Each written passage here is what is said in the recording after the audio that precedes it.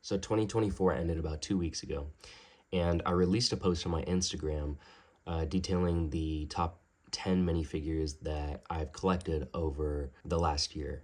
I've modified my list a little bit, and I thought I would go through some of those figures and talk about them in more depth. So here they are. So to start off the honorable mentions, my first one is Clone Trooper Boost, and I just really love this figure. I love the teeth markings on his helmet, and he's part of one of my favorite clone like squads. He's part of the Wolf Pack, and I'm just really happy with this figure. I got the helmet from GCC, and the body is from Weber Bricks. It's UV printed, and the head here, I believe, is from Jonak Toys.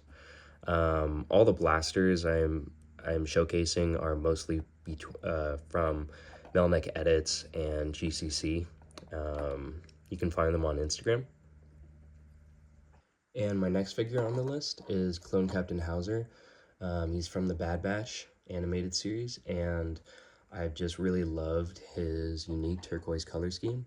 This figure is completely pad printed from Grandpa Clone Customs, and the head here is from AV Figures. I'm pretty sure it's a UV print, and yeah, this is my second honorable mention. And my next honorable mention is Clone Captain Fordo. He was first created and seen in the 2003 Clone Wars miniseries, which is one of my favorite Star Wars pieces of media. And this figure is completely pad printed, also from GCC. And the head here is from Jonak Toys. All the clone gaskets I feature in this video are from AV Figures as well. But the one part that makes this figure above Captain Hauser is that he comes with an additional helmet, more in line with the 2003 series version. I like to use this helmet because I take continuity very seriously, and I think that this fits more in line with the 2020 animated style, but it's really great to have this helmet as well. This one is my preferred helmet. My fourth honorable mention is this Anakin figure from Jonak Toys. It's completely UV, the body is completely UV printed. I'm pretty sure the head is from one of the older Anakins, I believe from the Dual Mustafar sets, one of them, and hairpiece Lego too. And this figure is from the Season 1 Clone Wars appearance of Anakin. Though that this is in alternate color, it's printed on a dark gray body instead of the normal navy blue from the series. I prefer this look over the navy blue, as I think it's a little bit more mature. And yeah, I just love this figure. So my fifth and final honorable mention is this Cad Bane figure. The head is from GCC, again, completely pad printed, and then the body is from American Brick Store along with the jacket. And so this is one of my favorite versions of Cad Bane. This design is from the Book of Boba Fett, and I just love the arm printing on this figure. Additionally, I've since upgraded this figure from the normal third-party piece that I have here to this bigger brimmed Cad Bane hat. Official Lego, and I'm pretty sure this is from an old Clone Wars set. So yeah, those were my honorable mentions. So to start off the main top 10, this is number 10, and this figure is a completely original figure. It's Clone Trooper Cross. The body and helmet are official Lego. The arms, I believe, are from Weber Bricks, and the poncho is from Capes for Minifigures, or Capes for Minifigs. The blaster as well is from Melnick and GCC. And I just really love this figure, and the head is from Weber Bricks. Yeah, it's just a very simple but effective figure, and I love medics. So for number 9, my next minifigure is Count Dooku. This figure is from American Brick Store, except I replaced the head with a Weber Bricks head. This head is double-sided, so you have a inquiring face and a more stern face. The cape is from Cape Madness, and everything else is American Brick Store. I upgraded this figure, tried to make him more of a Game of Thrones inspired Count Dooku, because I think his normal look can be a little less intimidating. So this is number 9. On to the next.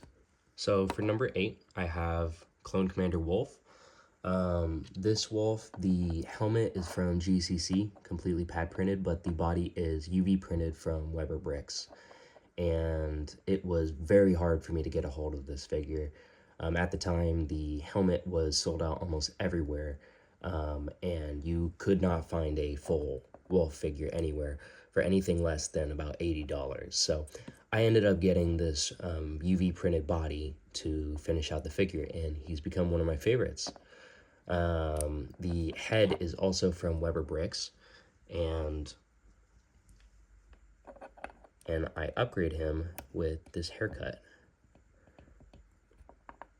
My complaint with this figure is that the helmet does not have any helmet holes to attach his rangefinder to, so it's not completely accurate. Though I do prefer the white hips over the gray GCC figure, because the white hips are actually accurate to his appearance in the Clone Wars. And yeah, I just really love this figure. I know that GCC has re-released this figure many times, but yeah, I'm very happy with this one, the way it is.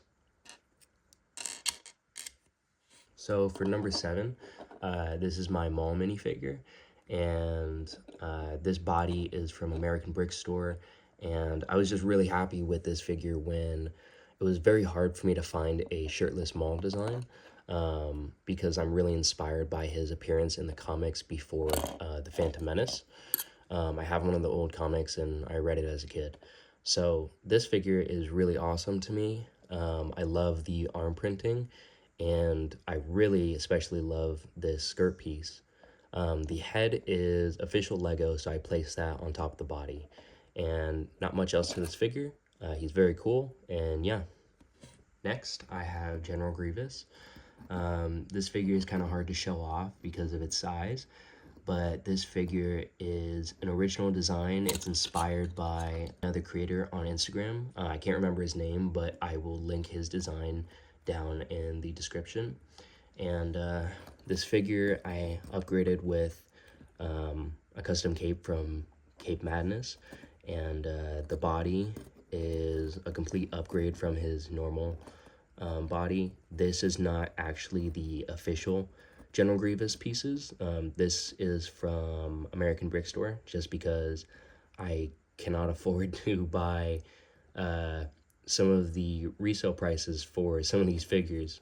But this figure is so cool. If I take off the cape, you can really see the amount of detail that goes into this figure.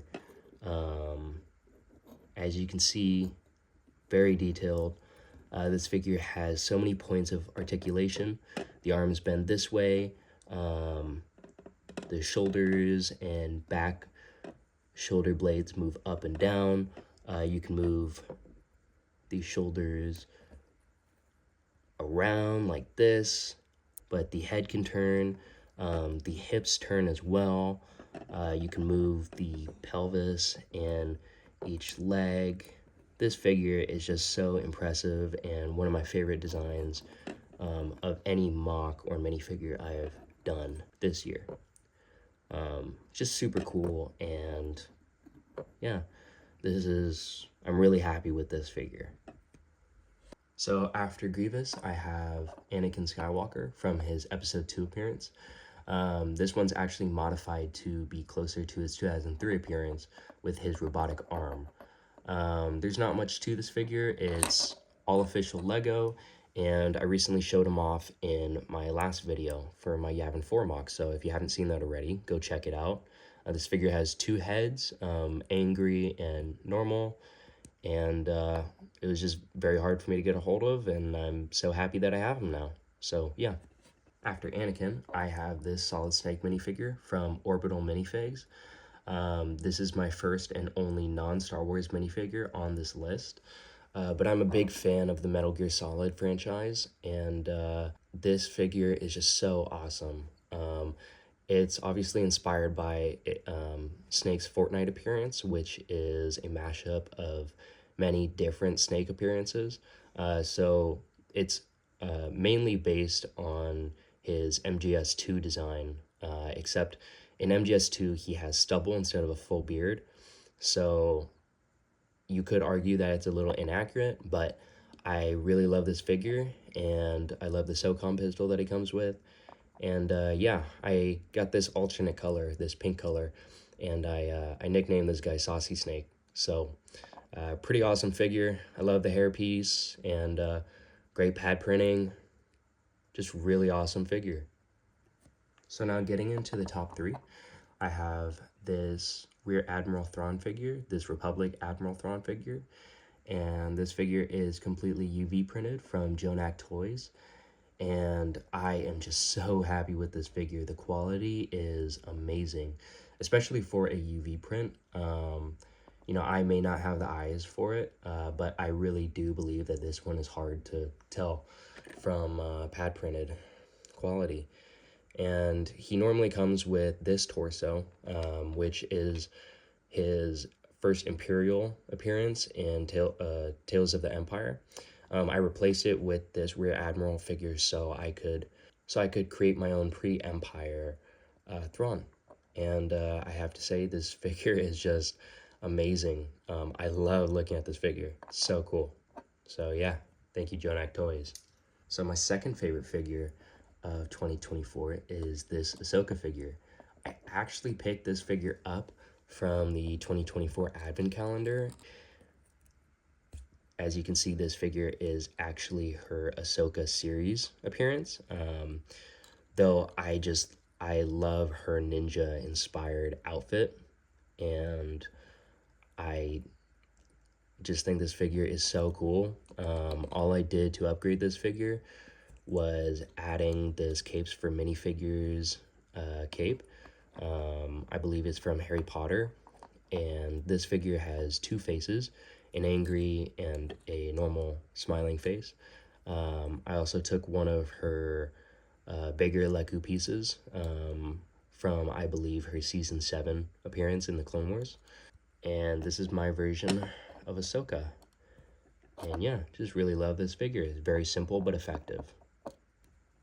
And my final favorite figure of 2024 is the First Order Stormtrooper, but not really. It is the Shadow Trooper from GCC, the Shadow Commander. And this figure is just, it's so impressive. I love the lore behind the Shadow Troopers. These guys are just so awesome, and this figure is just as cool, if not cooler. So I upgraded this figure with this camo head from Hall of Bricks store, and upgraded it with this helmet, which has helmet holes. I recently got the GCC Shadow Trooper Grunt, and that helmet came with the helmet holes, so I upgraded it with that helmet. Normally this figure comes with this helmet, this normal one, without the helmet holes, so it's just personal preference. It's up to you. But this figure is absolutely fantastic, and without a doubt, my favorite figure of 2024.